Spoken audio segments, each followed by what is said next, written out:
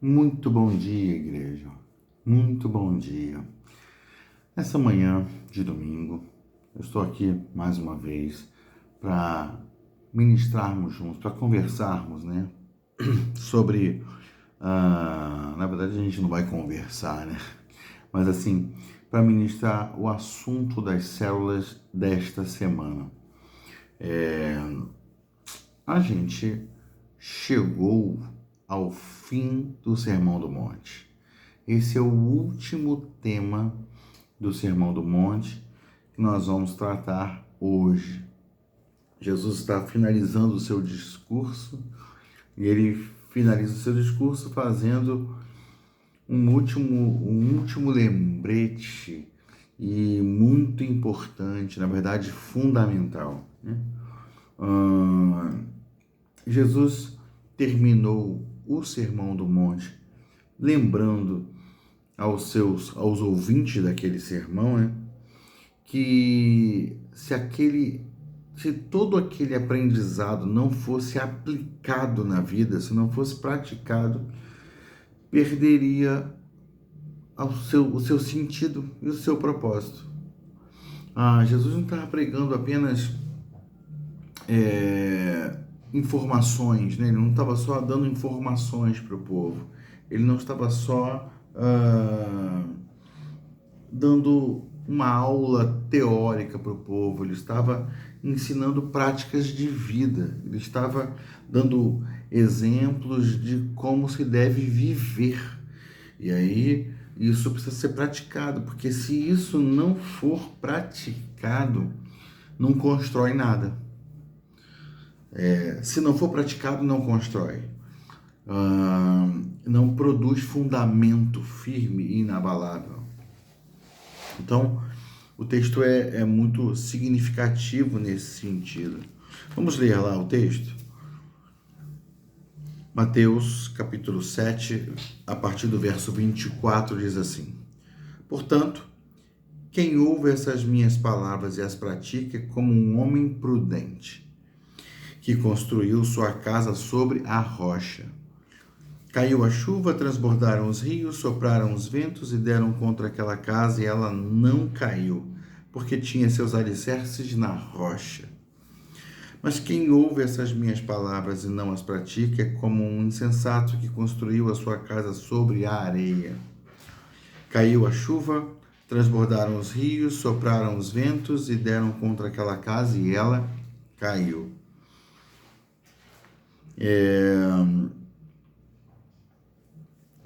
E foi grande a sua queda.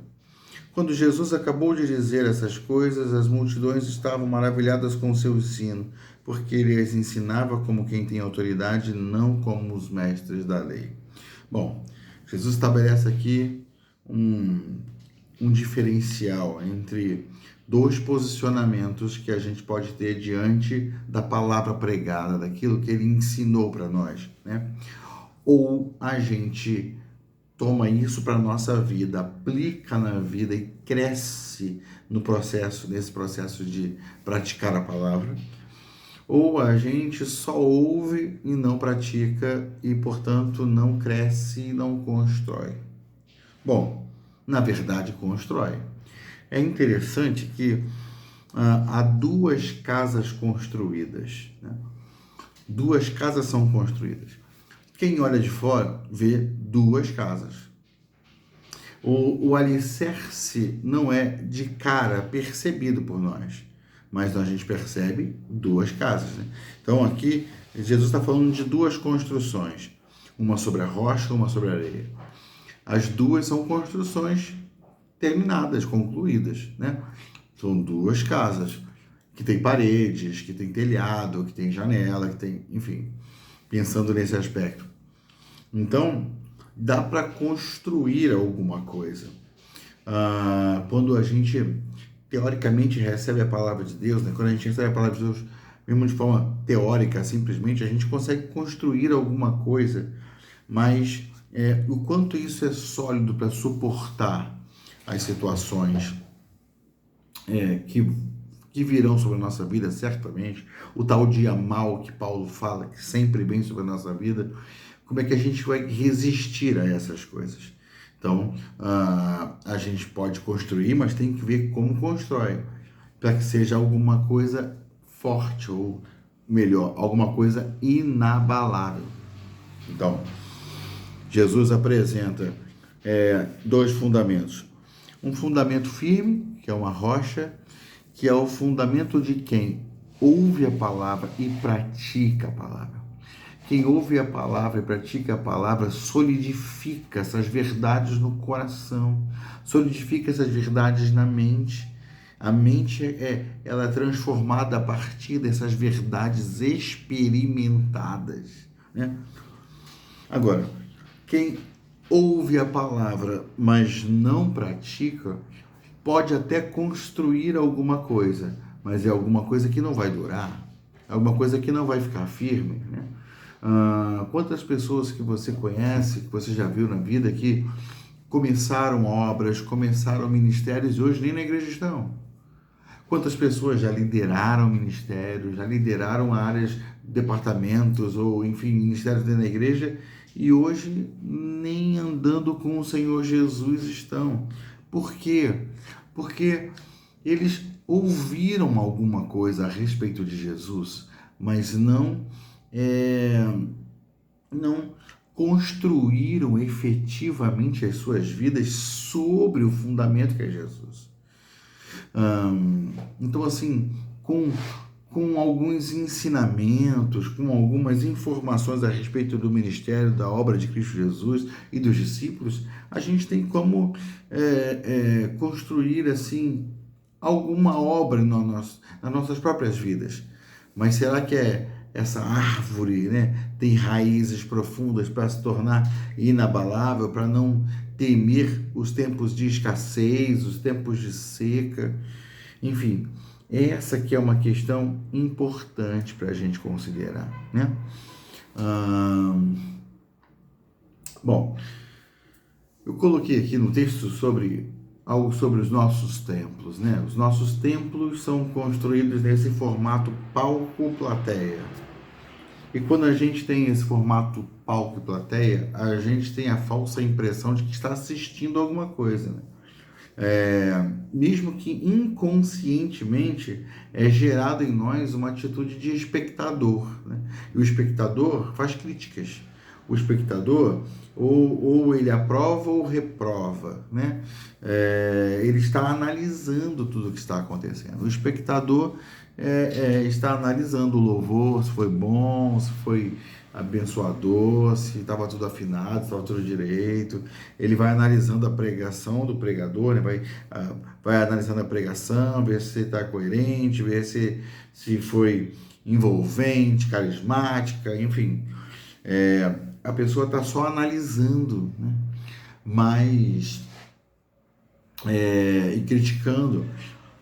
Mas quem não apenas assiste, mas quem absorve, quem se propõe realmente a alimentar a sua vida da palavra de Deus, aproveita cada palavra, cada frase. Deus fala com ele em cada frase, em cada declaração daquele culto. Por quê? Porque ele está atento, porque ele está desejando receber a palavra e se fortalecer nela. Isso é importante, né? Então, assim, Jesus estava ali meio que perguntando, meio que trazendo à mente, ao coração daquelas pessoas todas que estavam ouvindo aquele discurso: olha, façam diferença na vida de vocês, tornando essa palavra não um mero discurso, não um mero discurso como o discurso dos fariseus, o discurso de quem está só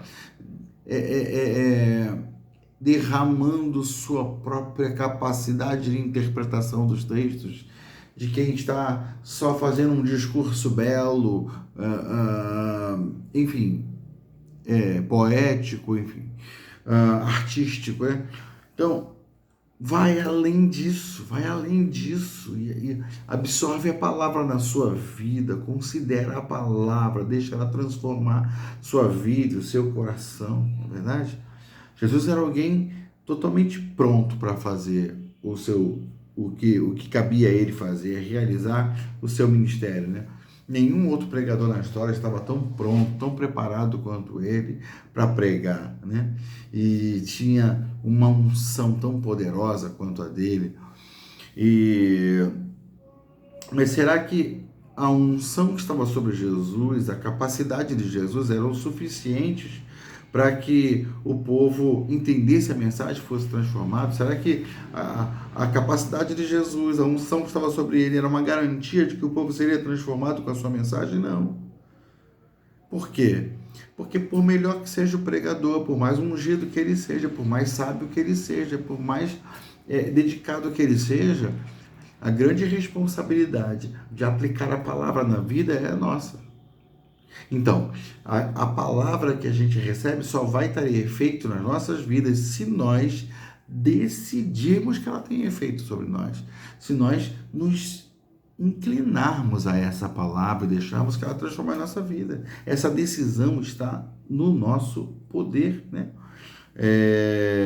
Se não houver uma disposição no nosso coração para a obediência, é provável que nada aconteça, né? Em Hebreus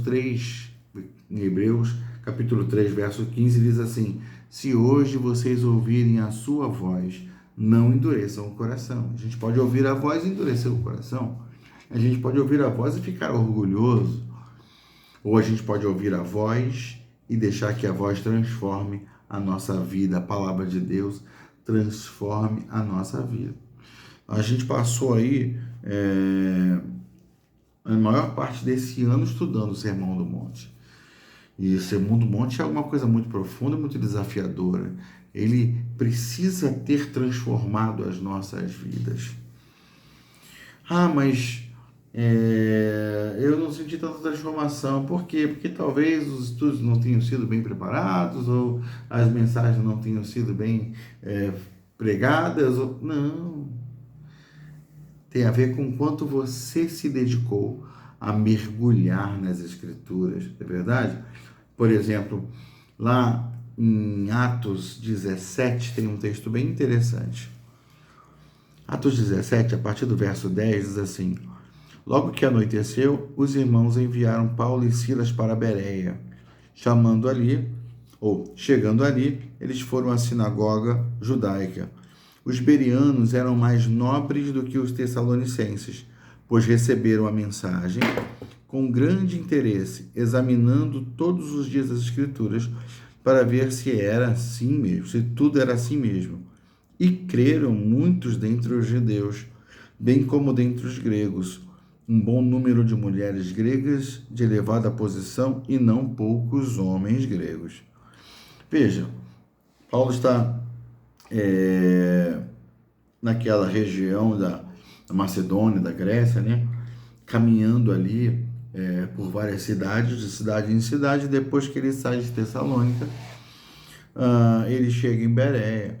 E aí o texto diz que os moradores, né, o pessoal da cidade de Bereia, o pessoal que estava aqui, que costumava frequentar as sinagogas, tanto judeus quanto gentios, eles eram mais nobres que os tessalonicenses. Por que eles eram mais nobres que os tessalonicenses?